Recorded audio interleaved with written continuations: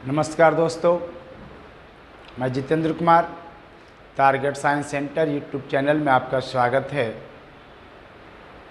दोस्तों, मैं अगले वीडियो में सर्कुलेटरी सिस्टम पढ़ाए थे और मैंने बताया था कि सर्कुलेटरी सिस्टम के बाद मैं रिस्पायरेटरी सिस्टम पढ़ाएंगे। तो दोस्तों, आज रिस्पायरेटरी सिस्टम आप लोगों को बताने वाला है। रिस्पायरेटरी सिस्टम श्वसन तंत्र। दोस्तों, श्वसन तंत्र कैसे होता है, ये हमारे शरीर में किस प्रकार अंदर जाता है, श्वसन तंत्र में हम क्या ग्रहण करते हैं और क्या निकालते हैं। अगर हम लोग ऑक्सीजन लेते हैं तो वह ऑक्सीजन को बॉडी तक ट्रांसफ़र कैसे होता है, इन सारी बातों की जानकारी आज हम लोग इस टॉपिक पर लेंगे। तो दोस्तों, सबसे पहले मैं बता दूं कि श्वसन तंत्र की शुरुआत जो होती है, वह श्वसन तंत्र की शुरुआत हमारे नाक वाले छिद्र से शुरू होता है और नाक वाले छिद्र से शुरू होता है और यहाँ से शुरू होते हुए ये भाग जो है नसा का पार्ट और नसा का पार्ट से होते हुए हमारे शरीर में यह ग्रसनी और ग्रसनी से पार करते हुए स्वर तंत्र और स्वर तंत्र से पार करते हुए श्वास नली और श्वास नली से पार करते हुए हमारे शरीर में, जिसको श्वास नली को जिसको हम लोग ट्रैकिया बोलते हैं, और श्वास नली से पार करते हुए ब्रोंचस और ब्रोंचस से पार करते हुए फिर हमारे ब्रोंचाइल्स और ब्रोंचाइल से पार करते हुए एल्वोली और एल्वोली से पार करते हुए ब्लड और ब्लड से पार करते हुए हमारे माइटोकॉन्ड्रिया और साइटोप्लाज्म और सेल के हर भाग तक चले जाते हैं। तो दोस्तों, इस प्रकार से हमारे शरीर में रिस्पायरेटरी सिस्टम काम करता है। तो दोस्तों, सबसे पहले मैं बता दूं कि रिस्पायरेटरी सिस्टम है क्या, रिस्पायरेटरी सिस्टम किस प्रकार हमारे शरीर में काम करता है। तो मैं इस प्रकार आपसे इस चीज़ के बारे में आपकी जानकारी प्राप्त आज इस वीडियो में हम करते हैं। तो दोस्तों, सबसे पहले बता दूं कि श्वसन तंत्र मानव में और अन्य जीवों में किस प्रकार होता है। तो दोस्तों, मैंने बताया था कि श्वसन तंत्र मानव या स्तनधारियों में फेफड़ा के द्वारा होता है। जी, मानव या स्तनधारियों में श्वसन तंत्र फेफड़ा के द्वारा होता है और जितने भी प्रकार के कीट हम लोगों को जो दिखाई पड़ता है, उन सभी कीटों में जो श्वसन तंत्र होते हैं, जो श्वसन की क्रिया होती है, वह श्वास नली से होता है, जिस श्वास नली को हम लोगों ने ट्रैकिया बोलते हैं। और जितने भी प्रकार के जलीय जीव है, जलीय जीव में हम लोगों ने मेढक को छोड़ देते हैं, मेढक के बारे में बताएंगे। मेढक को छोड़कर जितने भी जलीय जीव है, सभी में गिल्स के माध्यम से श्वसन तंत्र होता है। और गिल्स यानी जो हम लोग बोलते हैं कलोम। और दोस्तों, मेढक में जो श्वसन तंत्र होता है वह त्वचा के माध्यम से होता है, लेकिन अगर वो बच्चा है, टाइडपोल है, छोटा है, तब उसमें भी गिल्स के माध्यम से होता है। दोस्तों, जब मेढक ज़मीन पे रहता है तब वह रिस्पायरेशन त्वचा के माध्यम से करता है, क्योंकि त्वचा में नमी होती है और जब वो पानी में चला जाता है तो फिर वो गिल्स के माध्यम से रिस्पायरेशन करता है। तो आइए सबसे पहले मैं बता दूं कि श्वसन क्या है। श्वसन का परिभाषा यानी श्वसन का डिफिनेशन मैं आप लोगों को सबसे पहले बता दूं। दोस्तों, श्वसन कहता है कि श्वसन हमारा जो है ऑक्सीजन भोज्य पदार्थों का ऑक्सीकरण करता है। जी, ऑक्सीडेशन करता है और ऑक्सीडेशन करने के बाद ऊर्जा क्या करता है, उत्पन्न करने की प्रक्रिया है। ऑक्सीडेशन करने के बाद ऊर्जा उत्पन्न करने की प्रक्रिया है, उस प्रक्रिया को हम लोग श्वसन कहते हैं। दोस्तों, श्वसन में मान के चलिए हम लोगों को शरीर में ग्लूकोज है और हम लोगों ने ऑक्सीजन लिया, ग्लूकोज है और हम लोगों ने ऑक्सीजन लिया, तो हमारे शरीर के अंदर जाकर सेल में प्रवेश करने के बाद यह CO2 बनाएगा या जल बनाएगा और ऊर्जा में परिवर्तित कर देगा। जी हाँ, मैंने बताया कि अगर हमारे शरीर में सेल में ऑक्सीजन गया यानी ग्लूकोज में ऑक्सीजन जाता है, तो जैसे ही ग्लूकोज में ऑक्सीजन जाता है, दोनों मिलता है, तो मिलने के बाद जब सेल में पहुंचता है, कोशिका में पहुंचता है, माइटोकॉन्ड्रिया में जाता है, साइटोप्लाज्म में जाता है, तब यह CO2 H2O और एनर्जी ऊर्जा बन करके हमारा शरीर में काम करता है और CO2 हम लोग बाहर निकालते हैं। दोस्तों अब यहाँ आता है कि हम लोगों ने ऑक्सीजन लेते हैं, तो ऑक्सीजन बिल्कुल शुद्ध ऑक्सीजन हम लोग नहीं लेते। इस क्रिया को हम लोग कहते हैं श्वासोच्छ्वास। श्वासोच्छ्वास मतलब ब्रीथिंग। अब देखिए कि हम लोग श्वासोच्छ्वास में क्या लेते हैं, तो अंदर लेने के क्रिया को हम लोग कहते हैं निश्वसन यानी इंस्पायरेशन, और बाहर निकालने के क्रिया को हम लोग बोलते हैं निश्वासन या एक्सपायरेशन। दोस्तों हम लोग श्वसन के क्रम में नाइट्रोजन 78% लेते हैं, ऑक्सीजन 21% लेते हैं, कार्बन डाइऑक्साइड 0.03% लेते हैं, और वाटर वेपर यानी जलवाष्प जो है वह 0.5% हम लोग अपने शरीर में लेते हैं। अभी निकाल नहीं रहे हैं, ले रहे हैं। देखिए जितना हम लोगों ने नाइट्रोजन लिया उतना नाइट्रोजन को हम लोगों ने एक्सपायरेशन कर देते हैं, निकाल देते हैं। दोस्तों देखिए यहाँ हमने ऑक्सीजन 21% लिया, लेकिन हमने ऑक्सीजन निकाल कितना रहा है, 17 से लेकर 16% के बीच में ही हम लोग ऑक्सीजन निकालते हैं।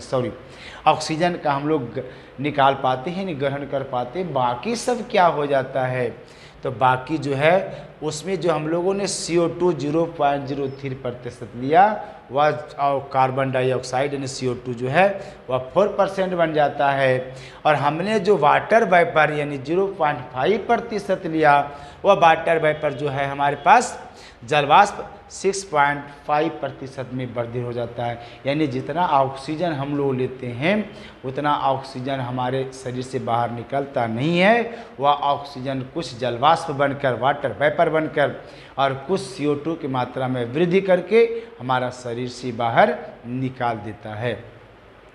दोस्तों अब कहता है कि जब हमारे श्वसन जब हम लोग करते हैं तो श्वसन की क्रिया हमें श्वसन मार्ग में जाता है।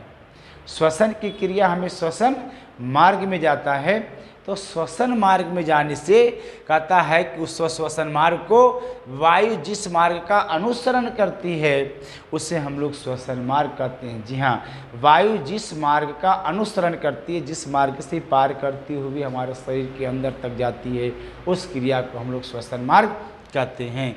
दोस्तों मैंने बताया था कि श्वसन मार्ग की शुरुआत कहाँ से होती है, तो दोस्तों श्वसन मार्ग की शुरुआत हमारे नसा छिद्र से होता है। ये नसा छिद्र है, नाक का जो छिद्र दिख रहा है वो नसा छिद्र है, और नसा छिद्र से अंदर की ओर जाता है, जिसको हम लोग नसा कपाट बोलते हैं। यहाँ होता है नसा कपाट बोलते हैं, और नसा कपाट के बाद यहाँ इसके अंदर में फेरिंग्स होता है। दोस्तों फेरिंग्स के अंदर लैरिंग्स होते हैं, और लैरिंग्स के अंदर जो होते हैं यहाँ पे ट्रैकिया होता है, श्वास नली जिसको बोलते हैं। ट्रैकिया के अंदर यहाँ पे ब्रोंचाइसिस होता है, ब्रोंचस होता है, और इसी ब्रोंचस के अंदर में हम लोगों को ब्रोंचियोल्स होते हैं। दोस्तों ब्रोंचियोल जो होते हैं वह ब्रोंचियोल के बगल में एल्बोली होते हैं, और एल्बोली जो है हमारे बीच जो ऑक्सीजन ले जाता है वह ऑक्सीजन को जो है ब्लड में देता है, और ब्लड जो है सो उसको ब्लड जो हम लोग को HB बोलते हैं, हेमोग्लोबिन बोलते हैं। हेमोग्लोबिन में आयरन होता है, वह आयरन हमारा शरीर के हर भाग तक पहुंचाने का काम करता है। फटाफट ऑक्सीजन गया ब्लड में हेमोग्लोबिन है, और ब्लड में हेमोग्लोबिन लेकर के ऑक्सीजन को हर भाग तक जाता है, यानी सेल तक पहुंचाता है। और सेल में पहुंचाने के बाद आप जानते होंगे कि सेल में माइटोकॉन्ड्रिया होता है, सेल में साइटोप्लाज्म होता है, और साइटोप्लाज्म और माइटोकॉन्ड्रिया में ही ऑक्सीजन का एक्सचेंज होता है। ऑक्सीजन लेता है और CO2 बना करके बाहर की ओर भेजता है।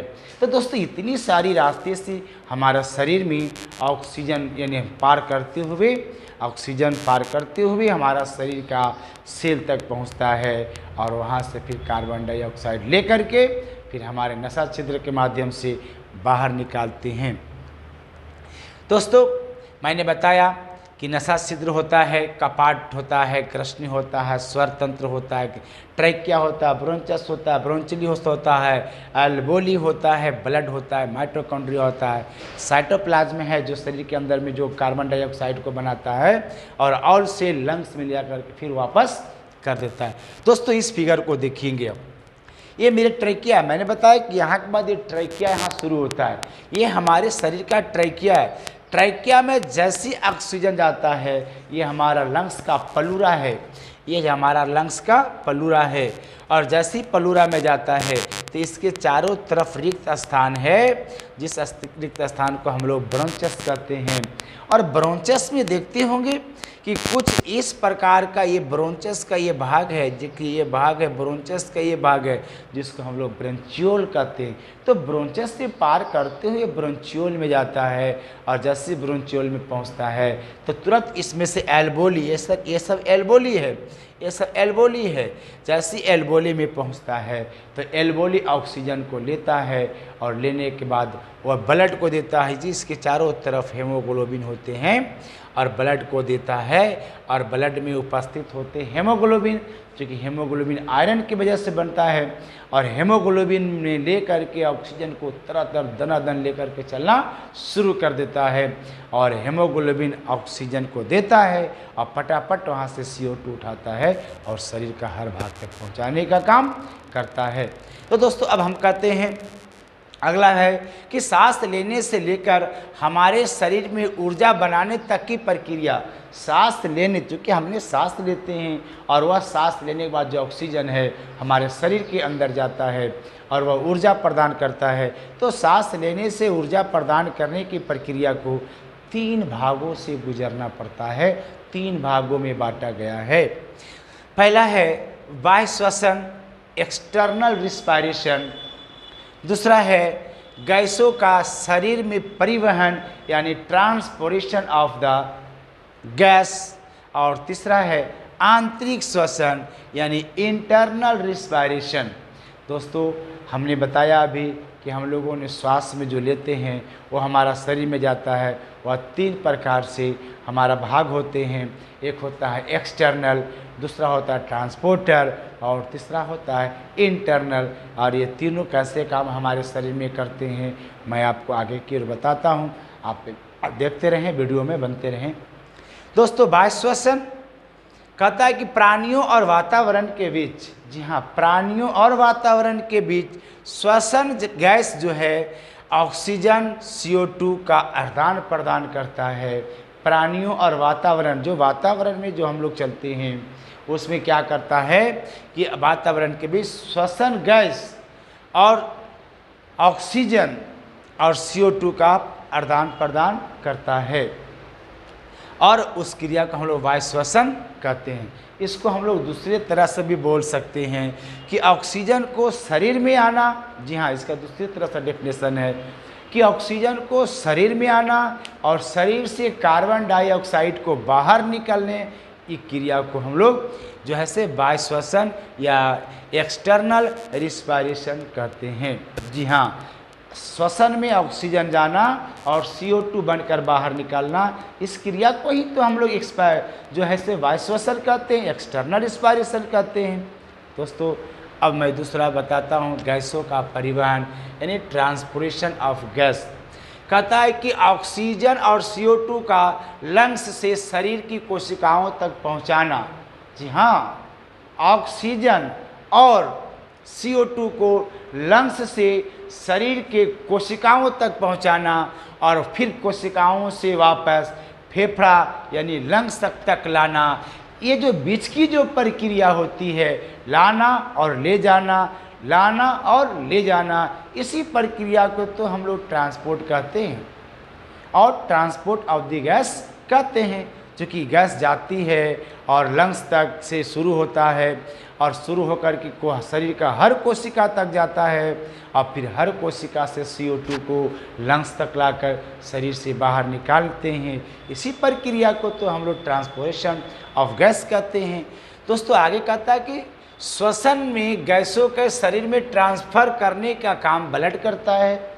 अगर हमने बताया था कि श्वसन हम लोग करते हैं तो गैस का शरीर में हम लोग जो सांस लिया और शरीर में जो गैस का एक स्थान से दूसरे स्थान पर जो ट्रांसफ़र करते हैं, तो ट्रांसफ़र करने की प्रक्रिया जो करता है उसी को हम लोग ब्लड बोलते हैं। जी हाँ, जो ट्रांसफ़र करता है इसी को हम लोग ब्लड बोलते हैं, यानी ट्रांसफ़र करने का काम ही ब्लड करता है।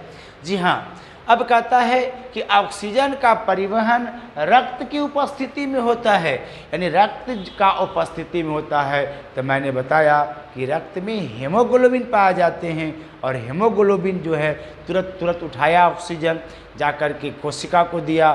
कोशिका में जैसे गया वहाँ साइटोप्लाज्म उपस्थित है, वहाँ माइटोकॉन्ड्रिया उपस्थित है, वह तुरंत वहाँ एक्सचेंज करता है, CO और CO2 बना करके बाहर की ओर भेज देता है। दोस्तों हेमोग्लोबिन क्या है? हेमोग्लोबिन क्या है? कहता है हेमोग्लोबिन एक प्रोटीन है। जी हाँ दोस्तों, हेमोग्लोबिन एक प्रोटीन है जो रक्त में पाया जाता है और इसके केंद्रक में लोहा होते हैं। मैंने बताया हेमोग्लोबिन जो है रक्त में पाया जाता है और इसके बीच में जो होते हैं केंद्रक में जो होते हैं लोहा पाया जाता है, उसको हम लोग लौह परमाणु की उपस्थिति में हेमोग्लोबिन का निर्माण होता है। दोस्तों तीसरा है आंतरिक श्वसन, इंटरनल रिस्पायरेशन। दोस्तों कहता है कि आंतरिक रिस्पायरेशन में श्वसन गैस जो है से एक्सचेंज करता है। श्वसन गैस क्या एक्सचेंज करता है दोस्तों? श्वसन गैस जो है एक्सचेंज करके कोशिकाओं में होता है। जो हम लोग गैस लेते हैं वो गैस का जो एक्सचेंज करता है वह क्वेश्चन को कह रहा है कि एक्सचेंज कोशिकाओं में होता है, इसलिए इसे हम लोग कोशिकीय श्वसन भी कहते हैं। दूसरा नाम जो है इसका आंतरिक श्वसन को कोशिकीय श्वसन भी कहते हैं, चूँकि कोशिका के अंदर ही आदान और प्रदान हो रहा है। एक चीज़ बहुत इम्पोर्टेंट क्वेश्चन है, बहुत महत्वपूर्ण क्वेश्चन है। कहता है कि श्वसन की प्रक्रिया हर जीवित कोशिकाओं के द्रव में होता है, यानी कोशिका द्रव में होता है, साइटोप्लाज्म में होता है और माइटोकॉन्ड्रिया में होता है। ये आपको मैं बार बार बता रहा हूँ, ये आपको इम्पोर्टेंट है, इसलिए इसको मैंने नोट्स बना लिख दिया है, नोट करके लिख दिया है कि श्वसन की प्रक्रिया हर जीवित कोशिकाओं में माइटोकॉन्ड्रिया और साइटोप्लाज्म में होता है। इसका आप ध्यान रखेंगे। दोस्तों अब हमारे शरीर में श्वसन की प्रक्रिया दो माध्यम से होती है, एक होता है एनारोबिक और दूसरा होता है एरोबिक। एनारोबिक मतलब जो है अनऑक्सी श्वसन और ऑक्सी श्वसन। दोस्तों अनऑक्सी श्वसन और ऑक्सी श्वसन क्या है, हम लोग एक एक करके इसकी जानकारी प्राप्त करेंगे। तो दोस्तों अनऑक्सी श्वसन में कहता है कि जो श्वसन ऑक्सीजन की उपस्थिति में होता है। जी हाँ, जो ऑक्सीजन के उपस्थिति में ऑक्सीजन के अनुपस्थिति में होता है उसे हम लोग अनऑक्सी श्वसन कहते हैं, और जो ऑक्सीजन के उपस्थिति में होता है उसे हम लोग ऑक्सी श्वसन कहते हैं। और जब ऑक्सीजन के उपस्थिति में होगा तो ग्लूकोज का अणु कंप्लीट रूप से ऑक्सीडेशन होता है। दूसरा कहता है कि अनऑक्सी श्वसन जो है कोशिका द्रव साइटोप्लाज्म में पूरी होती है। मैंने अभी बार बार बता रहा कि अनऑक्सी श्वसन जो है पूरी प्रक्रियाएं साइटोप्लाज्म में पूरी होती है, लेकिन ऑक्सी श्वसन में जो है सब प्रक्रियाएं माइटोकॉन्ड्रिया में और विशेषकर एंजाइम के उपस्थिति में ही होती है। याद रखिएगा, माइटोकॉन्ड्रिया में होता है लेकिन एंजाइम के उपस्थिति में ही होती है। दोस्तों तीसरा है, इसमें ग्लूकोज का आंशिक विघटन सेल के साइटोप्लाज्म में पूरा होता है। जी हाँ, अनऑक्सी श्वसन में ग्लूकोज का आंशिक रूप से विघटन अगर हम लोगों को शरीर में ग्लूकोज किया और वह ग्लूकोज को पूरी तरह से विघटन करके कोशिकाओं के हर भाग में अगर मिलाता है तो वह है साइटोप्लाज्म। जी हाँ, यहाँ देखेंगे C6H12O6 ग्लूकोज है और ग्लूकोज क्या बनाता है, पायरुविक एसिड बनाता है, और दो प्रकार से ATP होते हैं और ऊर्जा होते हैं। अब हमारे इसमें देखिए या जो है ग्लूकोज है, और ग्लूकोज जो है साथ में हमारा कार्बन डाइऑक्साइड होता है। और जैसे ग्लूकोज और कार्बन डाइऑक्साइड मिलेंगे तो हमारा शरीर में क्या बनेगा दोस्तों, हमारा शरीर में कार्बन डाइऑक्साइड बनेंगे और जल बनेंगे, माने CO2 बनेंगे, जल बनेंगे, और 36 प्रकार के ATP और ऊर्जा का निर्माण होता है। दोस्तों इस पूरी प्रक्रिया को हम लोगों ने कहते हैं कि ग्लाइकोलाइसिस कहते हैं। अनऑक्सीकरण की जो पूरी प्रक्रियाएं होती है, इस पूरी प्रक्रिया को हम लोग जो है से ग्लाइकोलाइसिस कहते हैं। लेकिन ऑक्सीजन जो है ऑक्सीश्वसन में कब्र चक्र भी बोली जाती है। ऑक्सीश्वसन को कब्र चक्र, कर्ब साइकिल बोला जाता है। ऑक्सीश्वसन को कब्र चक्र या कर्ब साइकिल बोला जाता है। दोस्तों अब यहाँ पे कुछ इम्पॉर्टेंट क्वेश्चन होते हैं। कहता है एक मनुष्य 1 मिनट में कितनी बार सांस लेता है। तो आपको पता होगा कि एक मनुष्य 1 मिनट में 12 से 15 बार सांस लेते हैं, तब हमारा सांस तो ऐसे पूरी तरह से कंप्लीट होता है। दूसरा इम्पोर्टेंट क्वेश्चन है, कहता है कि मनुष्य में श्वसन की प्रक्रिया, हम लोग ने जो श्वसन लेते हैं वह श्वसन की प्रक्रिया मस्तिष्क में मेडुला ऑब्लिगांटा भाग के द्वारा होता है। जी हाँ, याद रखेंगे, मनुष्य में श्वसन की प्रक्रिया का नियंत्रण, कंट्रोल, हम लोग ने जो श्वसन लिया है उसका कंट्रोल, नियंत्रण हमारा शरीर के जो मस्तिष्क का भाग है उससे नाम है मेडुला ऑब्लिगांटा, यानी मेडुला ऑब्लिगांटा के द्वारा हमारा शरीर का नियंत्रण करता है। दोस्तों अब मैंने बताया कि कभी कभी हम लोगों ने खाना खाते हैं और अचानक हिचकी आ जाता है। गौर करेंगे मेरी बात को, हम लोगों ने खाना खाते हैं और अचानक से हिचकी आ जाता है तो हम लोगों ने कहते हैं कि किसी इंसान ने, किसी फैमिली के मेंबर ने हमें याद कर रहा है। दोस्तों ऐसा होता नहीं है। यहाँ होता क्या है उस पर देखिए। हम लोग खाना खाते हैं, खाना मुँह से खाते हैं, हमारा ग्रास नली में आता है और ग्रास नली के यहाँ पे 2 भाग होते हैं। एक भाग होते हैं जो खाना आमाशय की ओर ले जाता है और दूसरा भाग होते हैं जो ऑक्सीजन के तरफ खुलता है और ऑक्सीजन जो है वह लंग्स के तरफ जाता है। तो दोस्तों खाना अगर खा रहे हैं और खाने के क्रम में अगर हम लोग श्वसन क्रिया करते हैं तो खाना का जो कण होगा वह हमारा श्वसन क्रिया के जो छिद्र होते हैं उसमें चले जाते हैं, जो नालियाँ होती है उसमें चले जाते हैं। जैसे आप इस वाले को देखेंगे, ये हमारा श्वसन के लिए बताया जा रहा है। ये हमारा जो है ग्रसनी है, जिसको हम लोग जो बोलते हैं ग्रसनी, ग्रास नली। तो हम लोग खाना खाते हैं तो खाना खाने के बाद इस साइड में आना चाहिए ताकि ये आमाशय में चला जाता है। लेकिन दोस्तों उस समय हम लोग श्वसन करते हैं या बोलने की प्रक्रिया होती है तो वह खाना खाने के क्रम में यहाँ इस साइड नहीं आकर के वह श्वसन वाले सिस्टम में चला जाता है, यानी श्वसन वाले भाग में चला जाता है। तो उस क्रिया में हम लोगों को हिचकी आती है और हम लोगों को जान भी जा सकता है। दोस्तों जान भी जाने की संभावना होती है। लेकिन अगर ऐसी प्रक्रियाएं होती है तो ऐसी प्रक्रिया को हम लोग एपिग्लोटिस कहते हैं। जरूर याद करिएगा, अगर ये प्रक्रियाएं होती है, एक प्रक्रियाएं अगर चल रही है तो इस प्रक्रिया को हम लोग एपिग्लोटिस कहते हैं।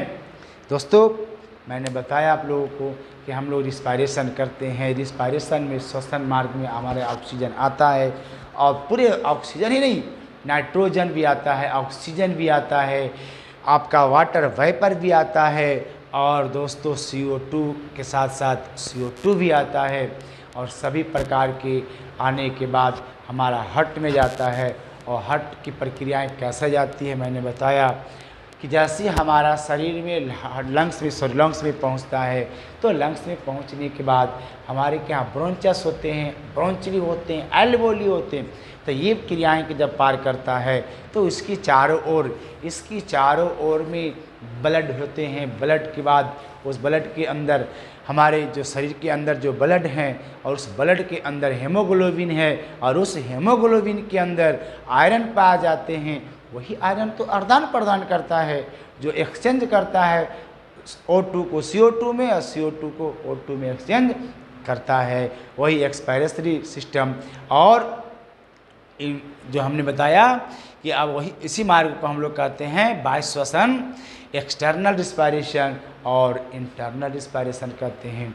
तो दोस्तों मैं आप लोगों से हाथ जोड़कर निवेदन करता हूं कि मेरे अगर वीडियो अच्छा लगे तो आप मेरे वीडियो को शेयर करें, लाइक करें, सब्सक्राइब करें, दोस्तों को भी भेजें, दोस्तों को भी बताएं और कमेंट में ज़रूर लिखें मेरा वीडियो आपको कैसा लगा।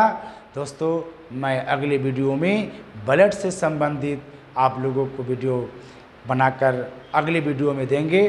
तब तक मैं जय हिंद।